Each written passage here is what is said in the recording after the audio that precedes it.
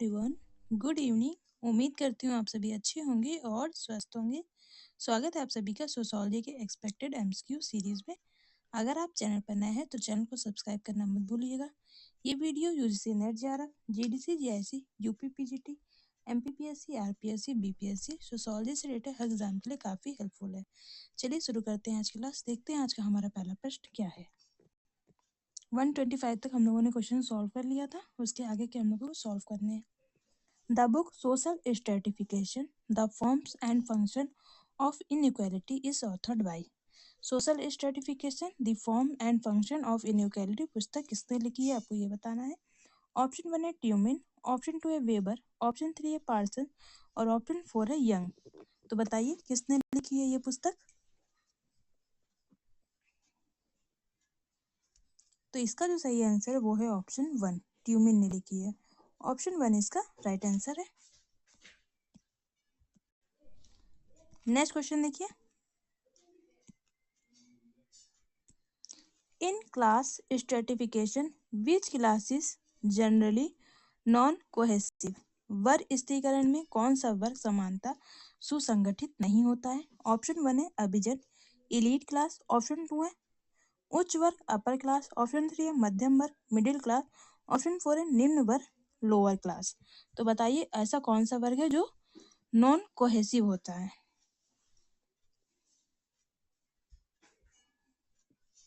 तो इसका जो सही आंसर है वो है ऑप्शन 4, लोअर क्लास। ऑप्शन 4 निम्न वर्ग सही आंसर होगा इसका। नेक्स्ट क्वेश्चन देखिए। Which one of the following is an example of wealth promise to the bride by the bridegroom? निम्नलिखित में से कौन सा एक वर द्वारा वधु को संपत्ति देने के वादे का उदाहरण है। ऑप्शन 1 है दहेज, ड्वारी, ऑप्शन 2 है स्त्री धन, ऑप्शन 3 है मेहर और ऑप्शन 4 है वधु शुल्क, ब्राइड प्राइस। तो बताइए जब वर द्वारा वधु को संपत्ति देने के वादे को क्या कहा जाता है।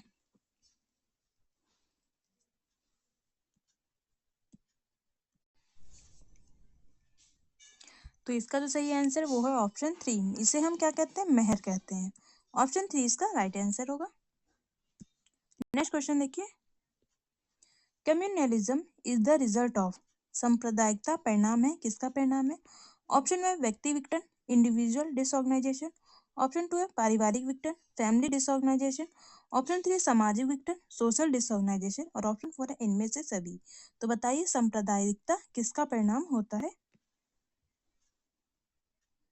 तो इसका जो सही आंसर है ऑप्शन 4 होगा, इनमें से सभी, all of this.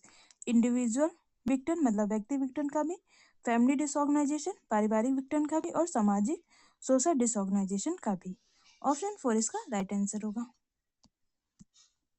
Next question देखिए। Which condition exist before there appears accommodation process? व्यवस्थापन प्रक्रिया के घटित होने के पूर्व कौन सी परिस्थिति विद्यमान होती है। मतलब ऐसी कौन सी परिस्थिति होती है जिसके बाद हमें क्या करना पड़ता है, एकोमोडेशन मतलब व्यवस्थापन की क्रिया करनी पड़ती है। ऑप्शन 1 है सहयोग, कॉपरेशन, ऑप्शन 2 है संघर्ष, कॉन्फ्लिक्ट, ऑप्शन 3 है अनुकूलन, एडेप्शन और ऑप्शन 4 है आत्मसात्मीकरण, एसिमिलेशन। तो बताइए कौन सा ऑप्शन सही होगा।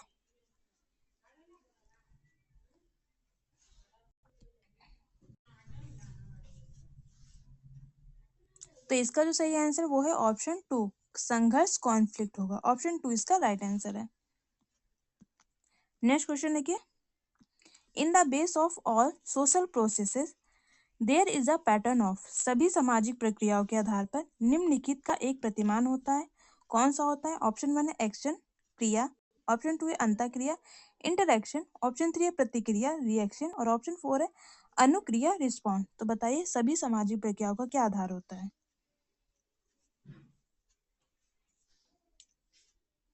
तो इसका जो आधार होता है वो होता है अंतःक्रिया, इंटरेक्शन। ऑप्शन 2 इसका राइट आंसर है। नेक्स्ट क्वेश्चन देखिए। The emergence of marginal man in the society is the consequence of which social process? किस सामाजिक प्रक्रिया के परिणाम स्वरूप समाज में सीमांत मानव उभरता है। ऑप्शन 1 है व्यवस्थापन, एकोमोडेशन, ऑप्शन 2 है आत्मसात्मीकरण, एसिमिलेशन, ऑप्शन 3 है संघर्ष, कॉन्फ्लिक्ट और ऑप्शन 4 है अनुकूलन, एडेप्शन। तो बताइए सीमांत मानव कब उभरता है, कौन सी प्रक्रिया के बाद? तो इसका जो सही आंसर वो है ऑप्शन 2, आत्म सात्मीकरण, एसिमिलेशन। ऑप्शन 2 इसका राइट आंसर है। मार्जिनल मैन का कॉन्सेप्ट किसने दिया था? ये दिया था रॉबर्ट पार्क ने। और रॉबर्ट पार्क से भी पहले किसने मार्जिनल मैन का कॉन्सेप्ट यूज किया था? वो किया था स्टोन क्विस्ट ने। तो अगर ऑप्शन में ये होंगे तो ये लगाएंगे, अगर ये रॉबर्ट पार्क होंगे तो रॉबर्ट पार्क लगाएंगे। तो सबसे पहले स्टोनक्विस्ट ने मार्जिनल मैन का कॉन्सेप्ट यूज किया, उसके बाद रॉबर्ट पार्क ने। नेक्स्ट क्वेश्चन देखिए, इन 3 categories of culture are mentioned by Sorokin in his cyclic theory of social change.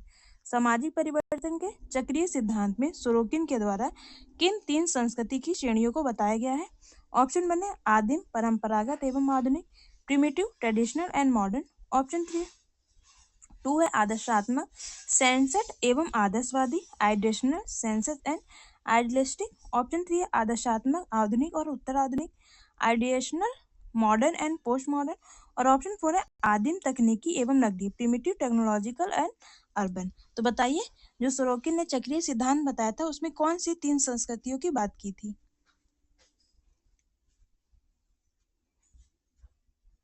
तो इसका जो सही आंसर है वो है ऑप्शन 2, आदर्शात्मक, सेंसर्ड और आदर्शवादी, idealistic, sensate and idealistic. Option 2 इसका राइट आंसर होगा। नेक्स्ट क्वेश्चन है, Durkheim mentioned that the prototype of religion is. Durkheim ने बताया है कि धर्म का आदि स्वरूप है।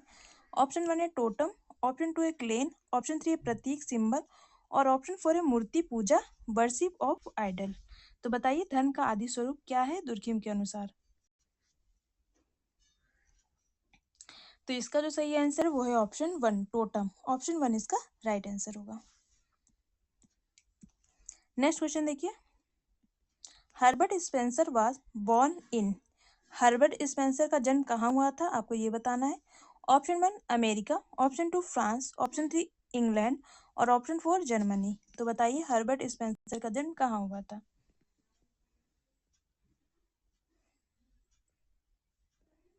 तो इसका जो सही आंसर वो है ऑप्शन 3 इंग्लैंड। ऑप्शन 3 इसका राइट आंसर है।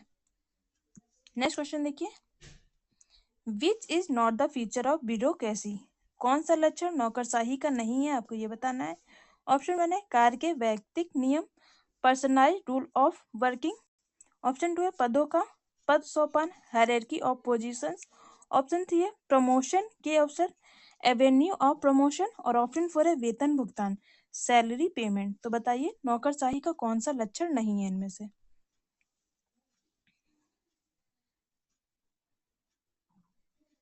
तो इसका जो सही आंसर वो है option 1, personalised rule of working नहीं होता है। ये क्या होता है? ये होता है इम्पर्सनल रूल ऑफ वर्किंग होता है, अवैयक्तिक नियम होते हैं। ऑप्शन 1 इसका राइट आंसर है। बाकी नौकरशाही का पद का सोपान होता है, प्रमोशन के अवसर होते हैं, वेतन भुगतान होता है, ये सब क्या है नौकरशाही की विशेषताएं हैं। नौकरशाही की बात किस राइटर ने की है? वो की है मैक्स वेबर ने। मैक्स वेबर के बाद कौन बात करता है? पीटर ब्लाउ ने भी नौकरशाही के बारे में बात की है। नेक्स्ट क्वेश्चन देखिए, which factor help in promoting the unity in Indian society. Bharatiya Samaj में एकता को बढ़ावा देने में कौन सा कारक मददगार है। ऑप्शन 1 है राष्ट्रीय प्रतीक, नेशनल सिंबल। ऑप्शन 2 है एजुकेशन सिस्टम, शिक्षण व्यवस्था। ऑप्शन 3 है वैधानिक व्यवस्था, लीगल सिस्टम, और ऑप्शन 4 है सभी सही है, ऑल ऑफ दिस। तो बताइए भारतीय समाज में एकता बढ़ाने के लिए कौन सा कारक जिम्मेदार है? तो इसका जो सही आंसर वो है option 4, all of this. Option सभी सही है, राष्ट्रीय प्रतीक भी, शिक्षण व्यवस्था भी, और वैधानिक व्यवस्था भी। नेक्स्ट क्वेश्चन देखिए, विच स्टेज ऑफ आश्रम ऑल द पुरुषार्थ ऑफ धर्मा, अर्थ, काम और मोक्ष आर फुलफिल्ड। आश्रमों की किस व्यवस्था में धर्म, अर्थ और काम के सभी पुरुषार्थ प्राप्त किए जाते हैं। ऑप्शन 1 है ब्रह्मचर्य, ऑप्शन 2 है गृहस्थ, ऑप्शन 3 है वानप्रस्थ, और ऑप्शन 4 है संन्यास। तो बताइए कौन सा ऑप्शन सही होगा। कौन सा ऐसा आश्रम है जिसमें हम धर्म, अर्थ, काम और मोक्ष के सभी गुण देखने को हमें मिलते हैं। तो इसका जो सही आंसर वो है ऑप्शन 2, गृहस्थ आश्रम। ऑप्शन 2 इसका राइट आंसर होगा। नेक्स्ट क्वेश्चन देखिए, who प्रोपाउंड the concept of syndicated Hinduism in modern society. आधुनिक भारत में सिंडिकेट हिंदुइज्म की अवधारणा का प्रतिपादन किसने किया है। ऑप्शन 1 है योगेन सिंह, ऑप्शन 2 है रोमिला थापर, ऑप्शन 3 है एस.सी. दुबे और ऑप्शन 4 है ए.आर. देसाई। तो बताइए इसका कौन सा आंसर सही होगा।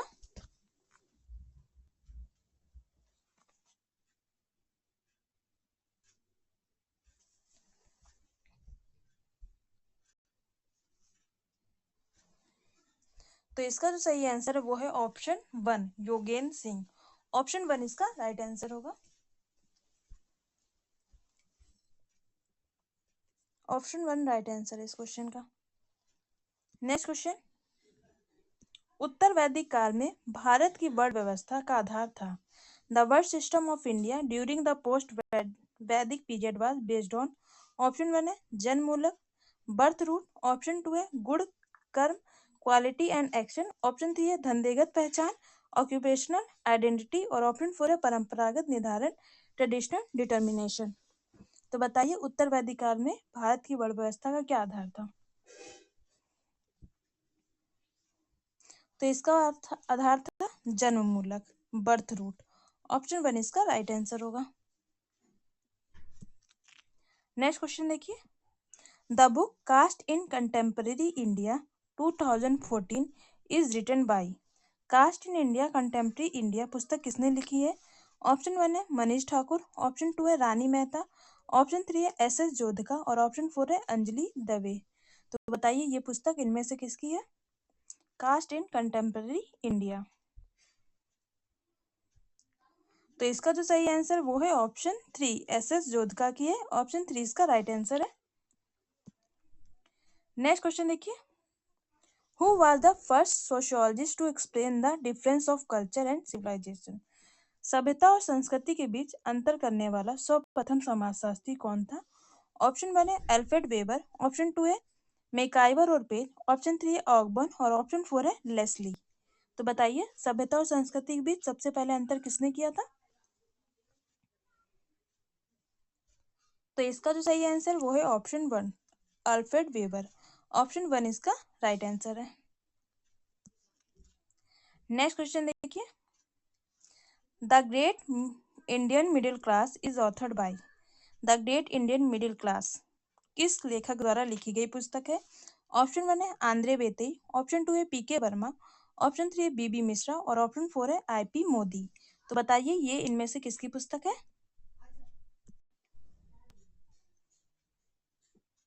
तो इसका जो सही आंसर है वो है ऑप्शन 2, पी.के. वर्मा। ऑप्शन 2 इसका राइट आंसर है।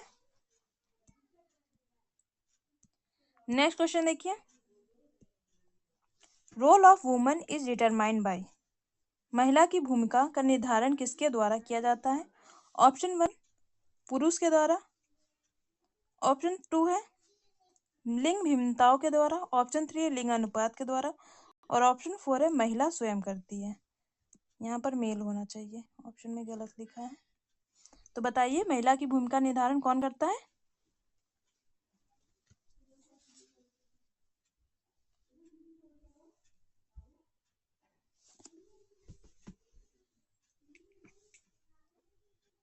तो इसका जो सही आंसर है वो है ऑप्शन 3, लिंगानुपात भिन्नता, जेंडर डिफरेंस। ऑप्शन 3 इसका राइट आंसर होगा। नेक्स्ट क्वेश्चन देखिए, which is not related to women's role determined by gender inequality.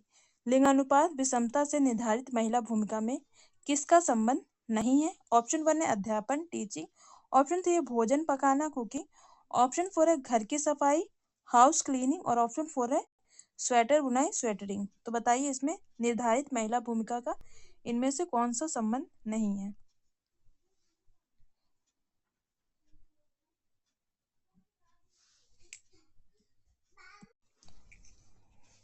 तो ये संबंध है अध्यापन से। ऑप्शन 1 इसका राइट आंसर होगा। नेक्स्ट क्वेश्चन देखिए, When was women's policy formulated to empower women in India? भारत में महिलाओं को सशक्त बनाने हेतु महिला नीति कब बनाई गई थी? ऑप्शन 1 1986 1996, ऑप्शन 2 है 2001 2001, ऑप्शन 3 है 2008 2008 और ऑप्शन 4 है 2013 2013। तो बताइए महिला को एम्पावर करने के लिए जो पहली नीति बनाई गई थी कब बनाई गई थी? तो इसका जो सही आंसर वो है ऑप्शन 2 2001 2001। ऑप्शन 2 इसका राइट आंसर है। नेक्स्ट क्वेश्चन देखिए, the untouchables caste in India were given a new name scheduled caste by. भारत में अस्पृश्य जातियों को अनुसूचित जातियों का नया नाम किसके द्वारा दिया गया? ऑप्शन 1 है महात्मा गांधी, ऑप्शन 2 है B.R. अम्बेडकर, ऑप्शन 3 है साइमन कमीशन और ऑप्शन 4 है जवाहरलाल नेहरू। तो बताइए अनुसूचित जातियों को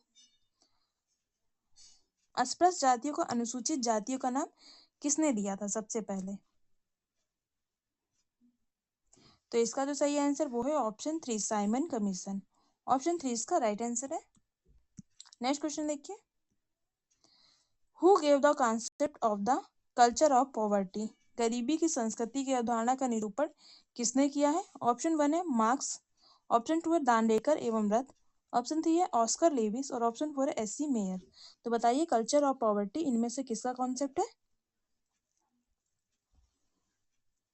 तो इसका जो सही आंसर वो है ऑप्शन 3 ऑस्कर लेविस। ऑप्शन 3 इसका राइट आंसर है। नेक्स्ट क्वेश्चन देखिए, which of the following sociologist explain 6 dimension of communalism? निम्नलिखित में से किस समाजशास्त्री ने संप्रदायवाद के 6 आयामों का उल्लेख किया है? ऑप्शन 1 है टी.के. उमन, ऑप्शन 2 है एस.सी. दुबे, ऑप्शन 3 है पी.एन. प्रभु और ऑप्शन 4 है डी.पी. मुखर्जी। तो बताइए किसने संप्रदायवाद के 6 आयाम दिए थे? तो कमेंट बॉक्स में मुझे इन 6 आयामों के नाम भी बताइएगा। तो इसका जो सही आंसर वो है ऑप्शन 1 टी.के. ओमन। ऑप्शन 1 इसका राइट आंसर है। नेक्स्ट क्वेश्चन है, आज की वीडियो का ये लास्ट क्वेश्चन है, the differential association theory of crime is propounded by. अपराध के भिन्न सहचर सिद्धांत डिफरेंशियल एसोसिएशन सिद्धांत का सिद्धांत किसने दिया था? ऑप्शन 1 है क्लोवार्ड एवं मोहलिन, ऑप्शन 2 है कोहेन, ऑप्शन 3 है सदरलैंड और ऑप्शन 4 है बेकर। तो बताइए ये सिद्धांत किसने दिया था? तो इसका जो सही आंसर वो है ऑप्शन 3 सदरलैंड। ऑप्शन 3 इसका राइट आंसर होगा। उम्मीद करती हूँ क्वेश्चन अच्छे लगे होंगे, वीडियो और आपको पसंद आई होगी। फिर भी किसी भी क्वेश्चन में कोई भी क्वेरी होगी तो आप कमेंट बॉक्स में मुझसे पूछ सकते हैं। कल मिलते हैं इसी टाइम पर। Bye bye, good night, take care.